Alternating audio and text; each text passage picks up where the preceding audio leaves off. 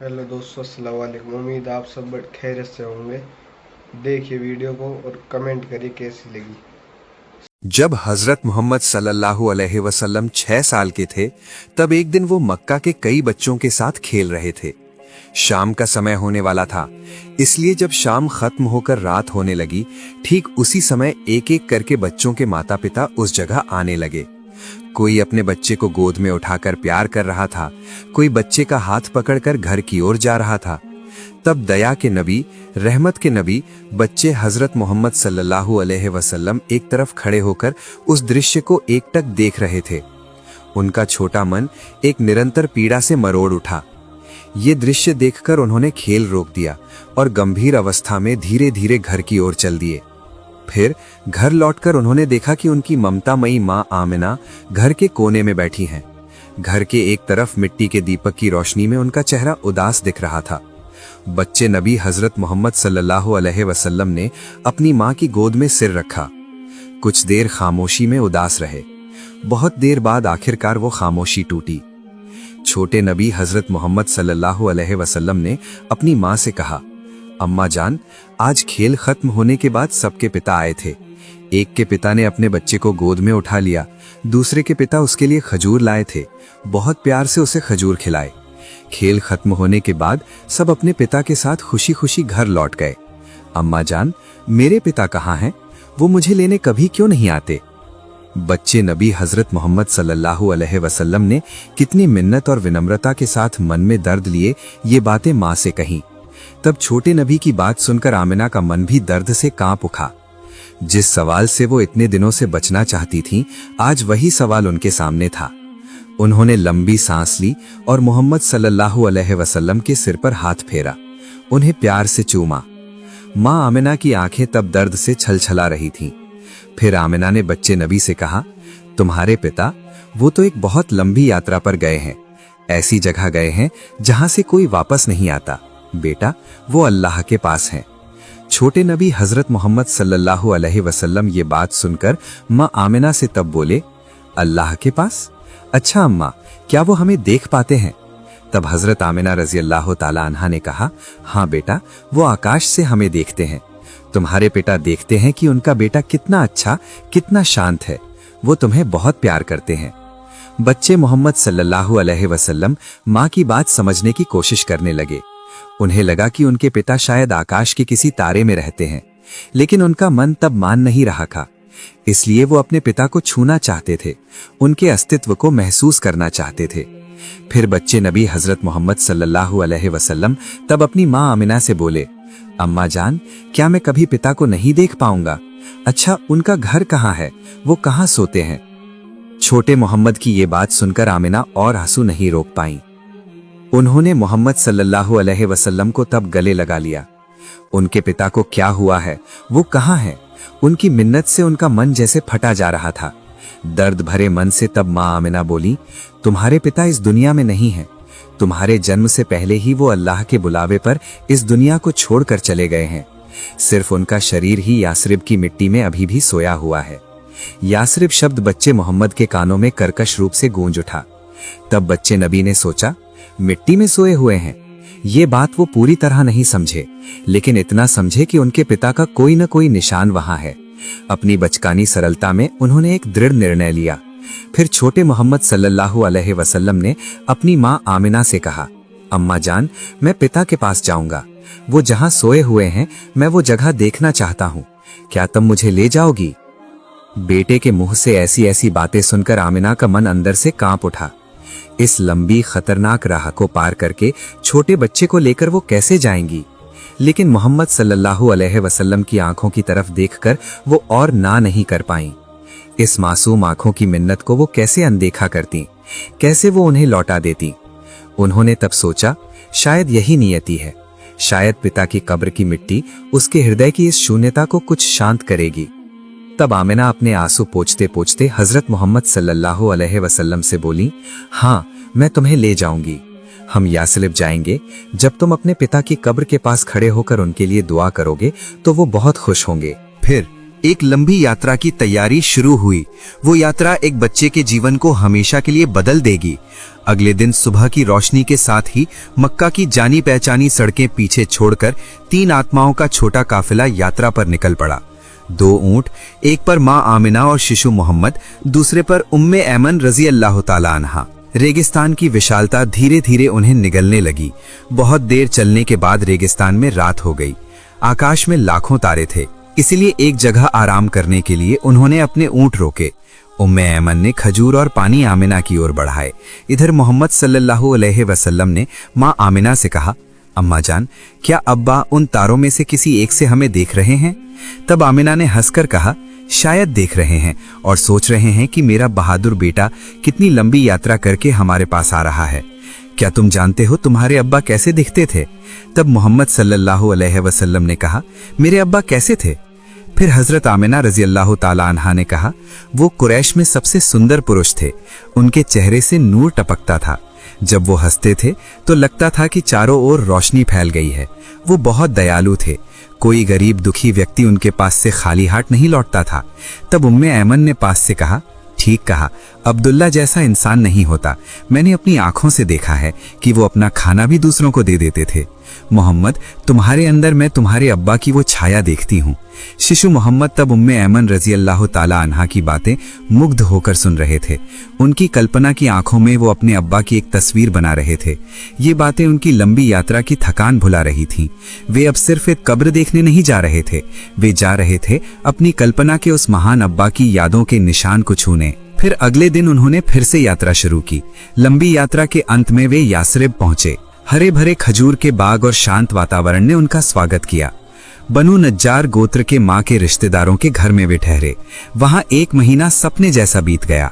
छोटे मोहम्मद सल्लल्लाहु अलैहि वसल्लम हमउम्र मामा के बेटों के साथ खजूर के बाग में दौड़ते थे।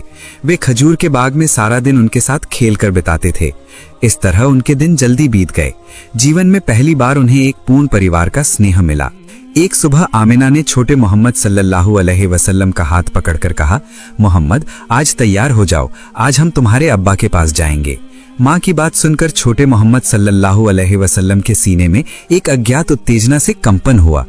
इसके बाद वे चलते चलते दार अल नबीगा नामक एक स्थान पर पहुंचे। वहां कुछ कब्रों के बीच एक साधारण मिट्टी के टीले के सामने आकर हजरत आमिना रजी अल्लाह ताला अन्हा रुक गईं। उनका गला आंसुओं से रुंध गया था। आमिना आंसुओं से कांपते हुए बोली, हे मोहम्मद, यहीं सोए हैं तुम्हारे अब्बा। माँ के मुंह से ऐसी बात सुनकर छोटे मोहम्मद सल्लल्लाहु अलैहि वसल्लम स्तब्ध रह गए। यही वो जगह है, इस मिट्टी के नीचे मेरे अब्बा हैं। वो कब्र की ओर 1-2 कदम आगे बढ़े, फिर मिट्टी पर बैठ गए। अपने छोटे हाथों से उन्होंने कब्र की मिट्टी को छुआ। जन्म के बाद ये पहली बार था जब उन्होंने अब्बा को छुआ।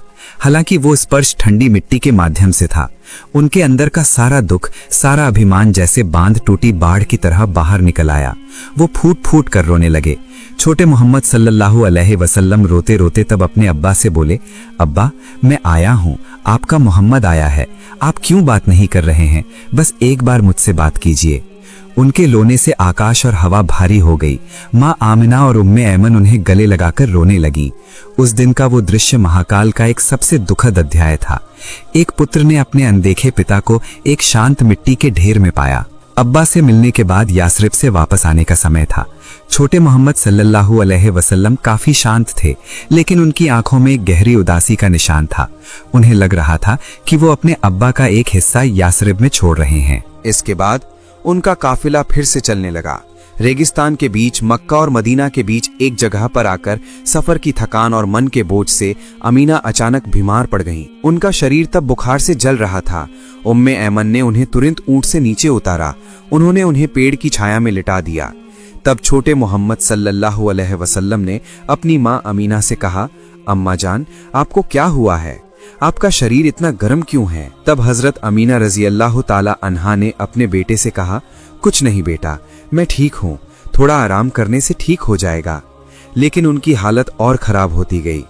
तब हजरत अमीना रजी अल्लाह ताला अन्हा समझ रही थी कि उनका समय खत्म हो गया है। इस सुनसान जगह पर अपने अनाथ बच्चे को अकेला छोड़ना होगा, इस सोच ने उनका शारीरिक दर्द और बढ़ा दिया। फिर उम्मे ऐमन रोते रोते तब माँ अमीना से बोली, अमीना, थोड़ा पानी पी लो, ताकत मिलेगी। तब अमीना उनकी बात सुनकर थोड़ा पानी पिया। फिर उम्मे ऐमन की तरफ देखकर बोली, मुझे और पानी मत दो, ये थोड़ा पानी मोहम्मद के लिए रख दो। मक्का अभी बहुत दूर है, रास्ते में उसे प्यास लगेगी। इस चरम क्षण में भी वो अपने बच्चे के बारे में तब सोच रही थी। मोहम्मद माँ का हाथ पकड़कर व्याकुल होकर रोने लगे। छोटे मोहम्मद सल्लल्लाहु अलैहि वसल्लम तब बोले, अम्मा जान, आप ऐसा क्यों कर रही हैं? आप ठीक हो जाएंगी, हम एक साथ मक्का वापस दादाजी के पास जाएंगे। अमीना ने अपने कमजोर हाथ से मोहम्मद के गाल को छुआ। उनके होठों के कोने पर एक दर्द भरी मुस्कान खिल उठी। फिर अमीना बोली, मेरे प्यारे मोहम्मद, मैंने तुम्हें जन्म देकर धन्य महसूस किया है। मैं जानती हूं कि अल्लाह ने तुम्हें एक महान काम के लिए चुना है। तुम इंसानों के मार्गदर्शक बनोगे। मैं तुम्हें उस अल्लाह के हाथों सौंप रही हूं जो अमर है, जो कभी नहीं मरता। ये बातें कहते कहते उनका सिर एक तरफ झुक गया। उनकी आंखें स्थिर हो गईं। उनकी मां अब दुनिया में नहीं थी। छोटे मोहम्मद सल्लल्लाहु अलैहि वसल्लम तब रोते रोते बोले, अम्मा जान, उठो, बात करो अम्मा जान। अम्मा जान की तब कोई प्रतिक्रिया नहीं थी। उम्मे ऐमन रोने लगीं। तब उन्होंने शिशु नबी हजरत मोहम्मद सल्लल्लाहु अलैहि वसल्लम से कहा, तुम्हारी अम्मा, वो हमें छोड़कर चली गई हैं, वो अल्लाह के पास चली गई हैं। ये दृश्य देखकर छोटे मोहम्मद सल्लल्लाहु अलैहि वसल्लम की दुनिया मानो एक पल के लिए थम गई। जिस पिता को उन्होंने कब्र की मिट्टी में पाया था, अब उसी माँ की गोद में उन्होंने उन्हें खो दिया। उन्होंने अपनी माँ के निर्जीव शरीर को गले लगाकर इस तरह चीख चीख कर रोना शुरू किया कि उस रोने से मानो कठोर पत्थर भी पिघल रहे थे। उस दिन उस सुनसान मैदान में उम्मे ऐमन ने अपने हाथों से कब्र खोदकर अपनी प्यारी मालकिन को दफनाया। ये दृश्य 6 साल के एक बच्चे ने पत्थर की तरह खड़े होकर देखा कि कैसे उसका दुनिया का आखिरी सहारा रेगिस्तान की रेत में मिल गया। वापस आने के रास्ते में एक ऊंट खाली था। वो खाली ऊंट एक जीवित शून्यता का प्रतीक था। जो बच्चा माँ का हाथ पकड़कर पिता को ढूंढने गया था, वो आज माँ बाप दोनों को खोकर लौट रहा था। हे अल्लाह, शिशु नबी का मन तब कितनी विषम अवस्था में था। वो दृश्य याद आने पर आज भी हर इंसान का हृदय मानो कांप उठता है। छोटे नबी हजरत मोहम्मद सल्लल्लाहु अलैहि वसल्लम के आंसू तब सूख गए थे, लेकिन उनके हृदय में जो रक्तस्राव शुरू हुआ था, वो कभी रुकने वाला नहीं था। हजरत मोहम्मद सल्लल्लाहु अलैहि वसल्लम के बचपन की एक और कहानी। प्रिय नबी की उम्र जब सिर्फ 9 साल की थी, तब उस समय मक्का में भयानक अकाल पड़ा था। मक्का में हर जगह बारिश बंद हो गई थी। खेत खलियान सूख कर मिट्टी पीली पड़ गई थी। फलस्वरूप कुएं और झरने सूख गए थे। इसलिए लोग दूर दूर से पानी ढूंढ कर लाते थे, लेकिन वो भी एक समय खत्म हो रहा था। जब ये अकाल लंबे समय तक चला, तब कुरैश के सरदार एक दूसरे के साथ चर्चा में बैठे। एक ने कहा, अब हम सभी को मिलकर कोई फैसला लेना होगा। अगर कुछ नहीं किया गया तो हमारा घर नहीं बचेगा, हमारे बच्चे और हमारे पशु सब मर जाएंगे। उनकी बात सुनकर सभी ने सलाह की और पुरानी प्रथा के अनुसार कदम उठाने की इच्छा व्यक्त की। तब दूसरे ने कहा, तो एक बड़ा बर्तन ले आओ और उसमें पशु का खून रखकर हाथ डुबोकर शपथ लो, ताकि हमारी समस्या दूर हो जाए। फिर एक बड़ा बर्तन लाया गया और उसमें खून भरा गया। फिर एक एक करके कुरैश के बड़े बड़े सरदार आगे आए। सभी ने अपने हाथ खून में डुबोकर कहना शुरू किया, मक्का में बारिश नहीं हो रही है, हमारे बच्चे मर रहे हैं, हमारे जानवर खत्म हो रहे हैं। आज हम कसम खाते हैं कि आज रात हम सब काबा के पास जाएंगे और हम काबा की दीवार पकड़कर खड़े रहेंगे और दुआ करेंगे। हम तब तक दुआ करते रहेंगे जब तक बारिश नहीं आती। अगर बारिश नहीं भी आती है तो हम वहीं मर जाएंगे, लेकिन काबा की दीवार नहीं छोड़ेंगे। इसके बाद जब आधी रात हुई तो वे बड़े बड़े लोग जिन्होंने खून में हाथ डुबोकर कसम खाई थी, वे धीरे धीरे अपने घरों से निकलने लगे और काबा शरीफ की ओर चल पड़े। उन लोगों में अल्लाह के प्यारे नबी हजरत मोहम्मद सल्लल्लाहु अलैहि वसल्लम के चाचा अबू तालिब भी शामिल थे। इसलिए जब अबू तालिब अपने घर से निकलने वाले थे, ठीक तभी शिशु मोहम्मद सल्लल्लाहु अलैहि वसल्लम ये देखकर पास आए और विनम्रता से पूछा, चाचा जान, आप कहाँ जा रहे हैं? तब अबू तालिब ने तुरंत जवाब दिया, नहीं बेटा, वहां मक्का के बड़े बड़े लोग इकट्ठा होंगे। ये सब कुरैश के सरदार हैं। अगर मैं एक बच्चे को साथ ले जाऊंगा तो लोग मुझे क्या कहेंगे? लेकिन छोटे मोहम्मद सल्लल्लाहु अलैहि वसल्लम ने फिर जोर दिया। अबू तालिब अपने भतीजे को बहुत प्यार करते थे। भतीजे की ये जिद देखकर उनका मन नहीं माना। आखिरकार उन्होंने कहा, ठीक है, आओ मेरे साथ चलो। इस तरह अबू तालिब ने अपने छोटे भतीजे हजरत मोहम्मद सल्लल्लाहु अलैहि वसल्लम का हाथ पकड़ा और उन्हें साथ लेकर चल पड़े। इसके बाद वे दोनों एक साथ चलते चलते खानाए काबा के पास पहुंच गए। उधर मक्का के सभी बड़े सरदार एक एक करके काबा के पास इकट्ठा हुए। गणना के अनुसार कुल 32 बड़े लोग वहां उपस्थित थे। यही वे व्यक्ति थे जिन्होंने प्रतिज्ञा की थी कि जब तक बारिश नहीं आती तब तक हम काबा की दीवार पकड़े रहेंगे। जब मक्का के आम लोगों को खबर मिली तब वे भी अपने घरों से निकलने लगे। पुरुष, महिला, वृद्ध और बच्चे भी सभी इस आशा में खानाए काबा की ओर आगे बढ़े कि शायद आज बारिश के लिए कोई रास्ता निकल आएगा। फलस्वरूप धीरे धीरे खानाए काबा के चारों ओर लोगों की भीड़ बढ़ने लगी। देखकर ऐसा लग रहा था कि पूरा मक्का जैसे एक जगह इकट्ठा होने लगा। लेकिन वे 32 सरदार जिन्होंने खून भरे पात्र में हाथ डुबोकर कसम खाई थी, वे सभी काबा के बिल्कुल पास खड़े हो गए। इनके साथ अबू तालिब भी अपने भतीजे हजरत मोहम्मद सल्लल्लाहु अलैहि वसल्लम को साथ लेकर आए थे। जब उन लोगों की नजर एक बच्चे पर पड़ी तो वे सब हैरान हो गए। तुरंत एक दूसरे की ओर देखने लगे और अबू तालिब की ओर दृष्टि केंद्रित की। फिर कुछ लोग गुस्से में बोल उठे, हे अबू तालिब, ये क्या किया? तुम इस बच्चे को अपने साथ क्यों लाए हो? क्या तुम्हें नहीं पता कि हम सब मक्का के बड़े बड़े लोग हैं? इस बच्चे का यहाँ कोई काम नहीं है। अबू तालिब ये बात सुनकर अपने भतीजे की ओर देखा और नरम लहजे में कहा, हे मेरे भतीजे, जाओ पीछे जाकर बैठो। अल्लाह के प्यारे नबी हजरत मोहम्मद सल्लल्लाहु अलैहि वसल्लम तुरंत चुपचाप पीछे हट गए और मजमे के पीछे जाकर बैठ गए। फिर वे 32 सरदार आगे आए और सबने काबा घर की दीवार को कसकर पकड़ा। फिर एक साथ ऊंची आवाज में पुकारने लगे, हे काबा निर्माण करने वाले अल्लाह, हम पर पानी बरसाओ, बारिश दो। सब रोते रोते दुआ करने लगे, लेकिन आसमान में कोई बादल नहीं आया। ऐसे ही दुआ करते करते पूरी रात बीत गई, लेकिन कोई काम नहीं हुआ। फिर जब सुबह हुई तब भी आसमान में बारिश का कोई निशान नहीं था। जमीन वैसी ही सूखी रही, बादल नहीं आए, न बारिश का कोई निशान दिखाई दिया। जमीन पर गर्मी और बढ़ गई थी। सूरज की गर्मी से लोग बेहोश हो रहे थे। तभी अचानक अबू तालिब ने महसूस किया कि कोई उनके कपड़े पीछे से खींच रहा है। तो जब वे मुड़े तो देखा कि उनके भतीजे 9 साल के हजरत मोहम्मद सल्लल्लाहु अलैहि वसल्लम खड़े थे। ये दृश्य देखकर अबू तालिब का चेहरा कठोर हो गया। उन्होंने गुस्से में कहा, हे मोहम्मद, तुम यहाँ क्यों आए हो? छोटे मोहम्मद सल्लल्लाहु अलैहि वसल्लम ने अत्यंत अदब से कहा, चाचा जान, मुझे आने दीजिए, मैं दुआ करूंगा, तब देखिएगा ऊपर वाला पानी बरसाएगा। अबू तालिब ये सुनकर और हैरान हुए और कठोर स्वर में बोले, हम 32 मक्का के बड़े बड़े सरदार रात भर यहाँ खड़े हैं। हम सब ने बारिश के लिए प्रार्थना की है, लेकिन ऊपर वाले ने पानी नहीं बरसाया। और तुम सिर्फ 9 साल के लड़के हो, तुम दुआ करोगे और बारिश होगी? जाओ, जाकर अपनी जगह बैठो। चाचा के मुंह से ऐसी बात सुनकर अल्लाह के प्यारे नबी हजरत मोहम्मद सल्लल्लाहु अलैहि वसल्लम धीरे धीरे पीछे हट गए और जाकर अपनी जगह बैठ गए। इसके बाद वे 32 लोग फिर से बारिश के लिए प्रार्थना करने लगे। सब एक साथ जोर जोर से दोहरा रहे थे, हे काबा बनाने वाले, हम पर पानी बरसाओ, हे काबा बनाने वाले, पानी दो। ऐसे ही समय बीतता गया। 2 से 3 घंटे और बीत गए, लेकिन आसमान वैसा ही साफ रहा। बादल नहीं आए, न बारिश का कोई निशान दिखाई दिया। जमीन पर गर्मी और बढ़ गई थी।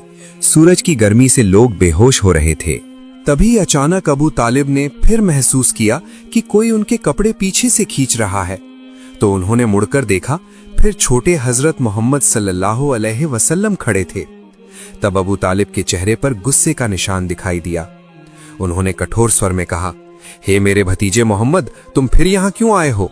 ये बात सुनकर प्यारे नबी सल्लल्लाहु अलैहि वसल्लम ने अत्यंत विनम्रता से कहा, चाचा जान, मैं इस बार पानी मांगने नहीं आया, मैं तो आपका पसीना पूछने आया हूँ। फलस्वरूप नबी करीम सल्लल्लाहु अलैहि वसल्लम ने अपनी चादर संभाली और प्यार से अपने चाचा अबू तालिब के चेहरे से पसीना पूछा। ये देखकर अबू तालिब का मन पिघल गया और अपने छोटे भतीजे को गले लगा लिया। इस समय छोटे मोहम्मद सल्लल्लाहु अलैहि वसल्लम धीरे धीरे बोले, चाचा जान, मुझे आने दीजिए, मैं एक काम करूंगा और ऊपर वाला पानी बरसाएगा। ये बात सुनकर पास खड़ा एक आदमी चिल्लाया, हे मक्का के लोगों, खुशखबरी, पानी आ गया है। लोग हैरान हुए और मोहम्मद सल्लल्लाहु अलैहि वसल्लम की तरफ ध्यान दिया। सबने पुकारा, हे मोहम्मद, चले आओ, जल्दी चले आओ। फलस्वरूप मोहम्मद सल्लल्लाहु अलैहि वसल्लम आगे आए और काबा के पास खड़े होकर पूछा, तुम लोग क्या कर रहे थे? लोगों ने कहा, हम बारिश के लिए दुआ कर रहे थे। तब मोहम्मद सल्लल्लाहु अलैहि वसल्लम ने कहा, जब तुम दुआ कर रहे थे तब मैं पीछे था, अब जब मैं दुआ करूंगा और तुम सब मेरे पीछे रहोगे। ये बात सुनकर 20 लोग अदब से पीछे हट गए, लेकिन 12 सरदार अहंकार से बोले, ये 9 साल का लड़का सामने और हम पीछे, हमारी इज्जत कम होगी। तब मोहम्मद सल्लल्लाहु अलैहि वसल्लम शांति से बोले, हे मक्का के लोगों, पीछे हट जाओ, क्योंकि अब अगर मैं पीछे हट गया तो बारिश कभी नहीं आएगी। तब वे 20 लोग घबरा गए। उन्होंने 12 जिद्दी सरदारों से कहा, सावधान, अगर मोहम्मद सल्लल्लाहु अलैहि वसल्लम पीछे हट गए तो हम सब तबाह हो जाएंगे। ये बात सुनकर वे 12 भी नरम पड़ गए और सब पीछे हट गए। इस तरह मक्का के बड़े बड़े सरदार भी छोटे मोहम्मद सल्लल्लाहु अलैहि वसल्लम के पीछे खड़े हो गए। सरदारों ने कहा, हे मोहम्मद, अब तुम दुआ करो। तब अल्लाह के प्यारे नबी हजरत मोहम्मद सल्लल्लाहु अलैहि वसल्लम ने अपने मुबारक हाथ ऊपर उठाए।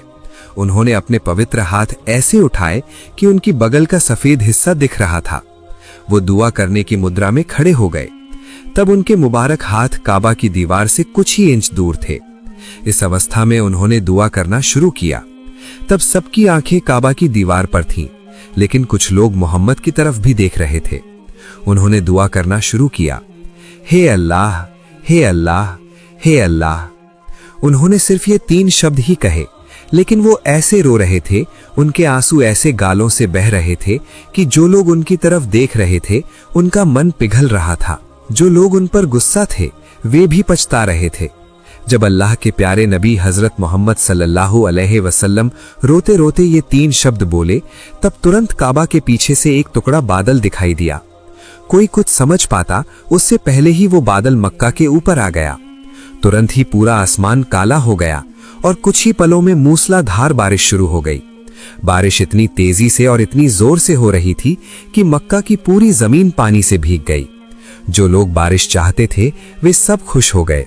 उनके मन में कोई अहंकार नहीं रहा। अब वे सब दौड़ने लगे। वे उस खून मिले बर्तन की तरफ दौड़ने लगे। तब मक्का का हर व्यक्ति अल्लाह के प्यारे नबी हजरत मोहम्मद सल्लल्लाहु अलैहि वसल्लम को प्यार से देख रहा था। उनके मन में एक विचार आ रहा था कि ये 9 साल का लड़का कितना पवित्र। वीडियो अच्छी लगी हो तो लाइक सब्सक्राइब करो ना भूलें।